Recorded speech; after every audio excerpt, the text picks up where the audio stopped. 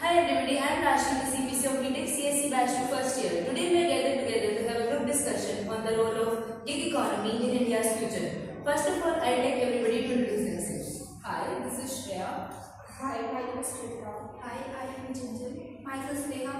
Hi, my name is Ishita. Hi, my name is Kashish. Hi, my name is Jia. My name is Manish. So today we are gathered together to have a group discussion on the role of gig economy in India's future. Gig economy is basically a temporary market space where organizers hire workers for short-term commitments or project-based tasks.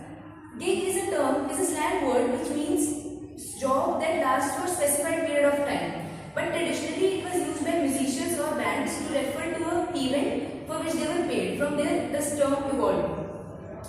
So now we will discuss the positives and negatives of gig economy for India's future and how it can help in the overall development of our country both in economic sector and employment sector. Coming to types of gig economy, we have two types of gig economy, that is, one is service-based and another is knowledge-based. Service-based we often refer to the delivery partners, and knowledge-based are the freelancers that work on like in Tanshala and all. Then mostly when we talk about gig workers, we refer to the first one, that is the service-based one. The service-based one are called blue-collar workers and that knowledge-based one are called white-collar workers. This is because the service-based one are the ones that are oppressed mostly by us. Like for example, in the COVID pandemic, there were around 30 lakhs people were involved in gig workers. But after that, there were around 77 lakhs people involved in that group. Now the growth of gig workers in India is significantly growing. Now there are few factors on which the growth is dependent, like the boost of startups and the platforms like Uber, Swiggy. These are hiring people for several tasks like content creation, data analytics, consulting, etc. There are also high-skilled workers that they are getting, and they get to work in flexible working hours. So people would like to do gig work more than the traditional working hours. Adaption of AI, they can create innovative works through AI and innovation. Yes, moreover, students are also get benefited from this. If they don't able to pay their fees, they can do the part-time job and it will help in this. But there is something very negative impact of these gig workers. Like we have seen the companies who are hiring these gig workers are exploiting them in a very bad way. They are using a term partner instead of employers because they know when they use the term partner, they will not have to face any legal oppression. Like partners mean what? They have to share equal responsibility. But in reality, what they do, all the costs, all the losses are beared by the workers, and all the profits are more or less shared by the employers, by the workers, by the employees and all. So this is what our average salary of a gig worker is around only 18,000. So they are really very much exploited. That around gig workers work for 63 hours a week, while the normal worker 56 hours a week. So they are very oppressed in this system. Yeah, I totally agree that there are many disadvantages where the gig workers are being exploited. Like she has given the example of the delivery boys, Swiggy and Zomato. Moreover, there are the cab services like Ola, Uber. There are certain kind of targets are set for the workers. Like in delivery boys, they set a target that they need to complete 20 deliveries a day. After that, only they will be paid for their work. So there is where it is lagging behind. Although it is having many advantages, but there is a place where there is a loophole. Moreover, there are many disadvantages which may include the social securities are not provided to the workers, which may include the pension, provident funds and insurance, which are not being provided to the workers because they are not engaged in the activity on a long-term basis or a regular basis. They are only hired for a flexible job or a short-term work. We are talking about legislative framework of gig economy. We have several laws about it. First one is the Code on Wages 2019 sets a universal minimum wages and floor wages for all the sector including gig workers. Second one, there is the Code on Social Securities 2020 with 2020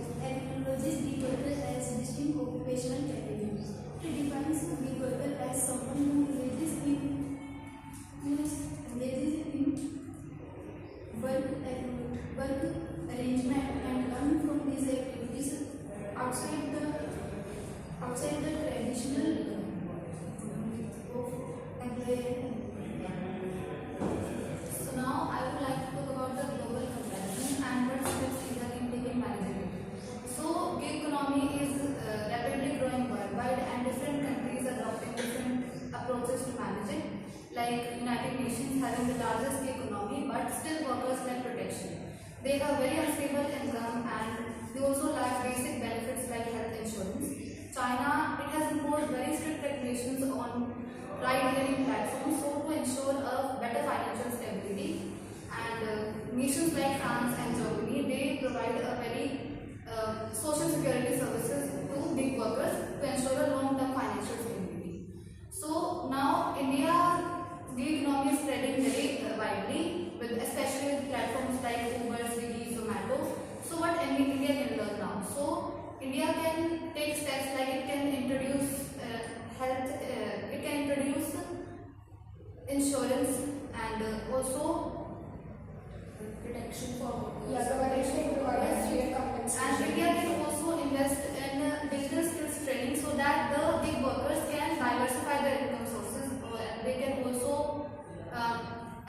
can also access enhance their skills and they can also access higher paying jobs. So now, like UK's Gig Workers Protection Act ensure minimum wages for them, and like so, India can also adopt a similar policy so that gig workers can get a benefit from that and they can balance workers' growth and business growth simultaneously. There is also flexibility in the gig economy. Worker can choose their work and assignment and anytime. There is no time foundation in gig economy work, assignment or projects. So the role of gig economy is, I believe, very much important in India's future. While we have talked about people are being exploited or some of the people are actually working in very nice conditions in their job, the reality is that not all of the people are being exploited and not all of the people are happy, and there are some people who are feeling very much comfortable where they are in their jobs. And the best example which I can provide is that there are people who are working in Zomato or who are working in Swiggy. Those are people who are importing the economy and they have to work regardless of what the conditions are. They have to go out and deliver the food, whether it is winter or whether it is raining. But at the same time, there are people who are comfortably sitting in their homes and who are having already a stable job income, and side by side they are enrolled in this gig economy and they are having a side income from that.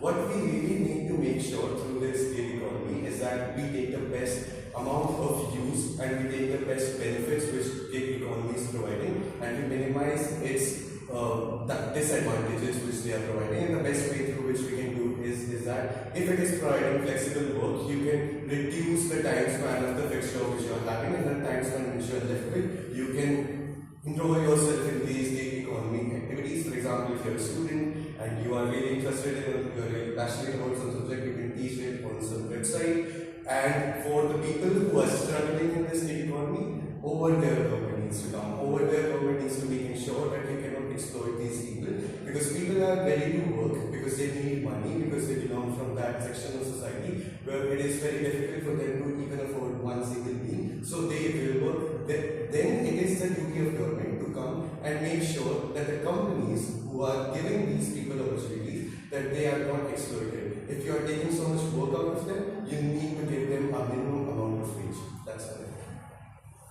Like I just said that many people are doing the side jobs, but as 80% people are taking it as a main job, and it is a reality most of them are exploited in this section. Like we have one example, it's a case study done by NPCI in which a person, he had an accident that day and he has to cancel 5 jobs a day, and his account was permanently blocked that day and he lost all his source of income. This is not a way. They should have some kind of security in that field, whatever they are doing. Basically, ecosystem. In fact, there was a law implemented in 2020, that's a society code of something, but it's not operational till date. Why? Because we are not raising our voices. In fact, we are seeing these strikes day by day. Recently, Uber and Ola did a strike in Guwahati. And earlier, the cost that people used to get the blanket workers was 100 rupees per hour, but now it is reduced to 15 rupees per hour. It's very low. They are just taking the benefit out from there and not giving anything to that person. The income is so less that they're not even able to reach the basic expenses. So I feel like that is where the government needs to step in. I feel like even the 20% of the people who are already in that place and who are comfortable, let's just meet them how they are already very much comfortable. This 80% of population, which is actually a very surprising number, at least to me, that there are 80% of people in India who are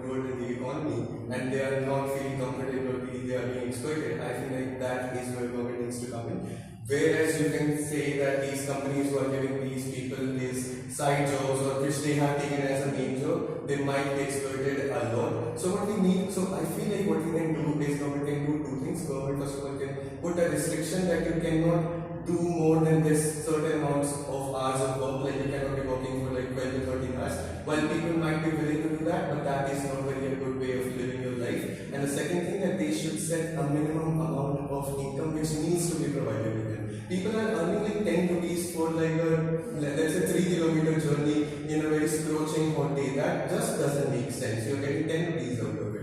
You should be like, if you want to have that thing, at least 50 to 60 rupees should be given to you. And I feel like Zomato, Swiggy and Blinkit, these are the three places where most of these people want to take up it as a job, and I feel that is where government really needs to come in.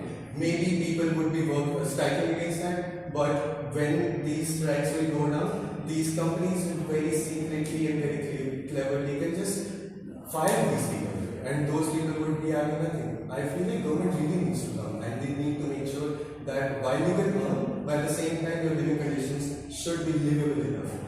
Apart from government, the main should be paid by us also. What we do that whenever a different partner gets rate, we give them 4-star rating, 3-star rating. We don't know how much this impact brings in their life. Like they have a criteria. If they get less than 4.5 rating, they might be banned from there, the account might be blocked. We should be a little kind towards them. And we also have seen cases where big partners are beaten up and they are not treated very kindly. And we also have the case that they have separate lifts in 3 hotels. Yeah. I think they are also equal. There should be an equality and all. This is where we should also work out. Yeah, so I feel like, okay, that's a very good one. Like civic sense should be introduced in Indians. Like people like in name of education. It goes both ways. Sometimes the delivery boy is also not as nice as they expect us to. But you also have to agree that they are working 12-13 hours a day, so it makes sense for them to get frustrated. To get frustrated is nice, but you're calling them and they're not even picking and updating you where the order is that. They might be on the finger. They are never seen delivery partner being used. They are always down to earth. There are cases. Yeah, we are have to consider everything. Like there's no identification.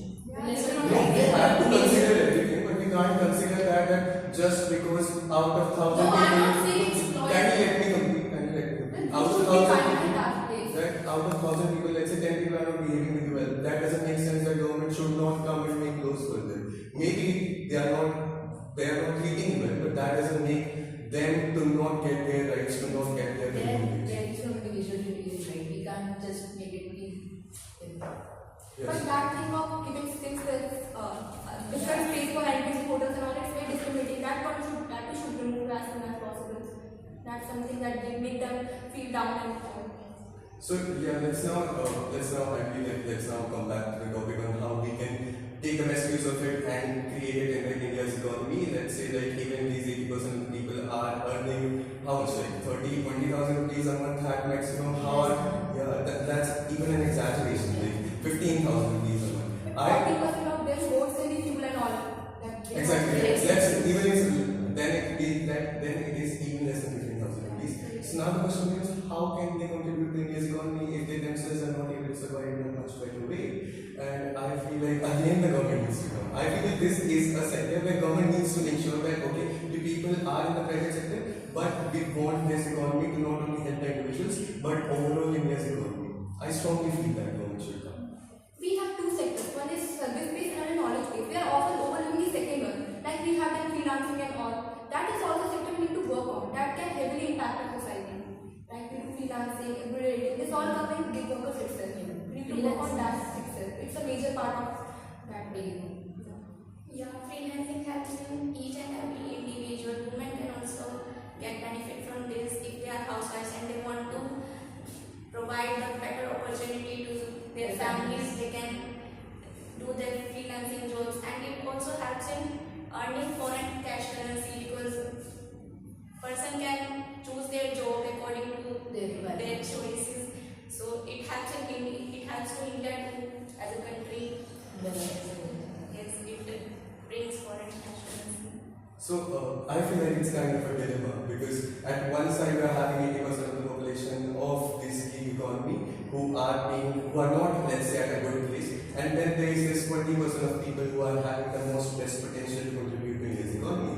And now we are provided with a choice.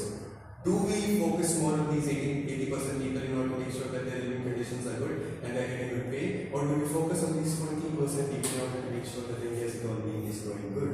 The gig workers are being exploited, but the organizations are making benefit out of them.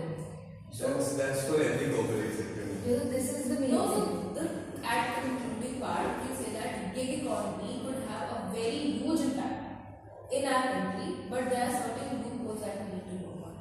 The 80% sector that is being exploited should be reduced to very less now, so that we can have most of it. What is happening now, rich is getting richer and poor is getting poorer. We need to remove that. That poor should be uplifted and rich should know that they should be a part, they should make contribution so that the poor section can be uplifted. And that's why the economy will rise when every person has a start up making to the level that they can survive and have basic needs they need. So, I also want to add one more point that now we are focusing on these organizations and how government needs to come in. But I also feel like individuals should also see how can they make more money. Let's say that they are working very hard. No doubt these people are going out in every season, and I just salute to them that they are working so much hard. But how much they are earning? Very less. So what they can do is, let's say if they are working for 10 hours a day, let's say that you work for only 4 hours for Zomato or Swiggy, and the remaining 6 hours you do something else which rewards you with more money. It can be another gig work.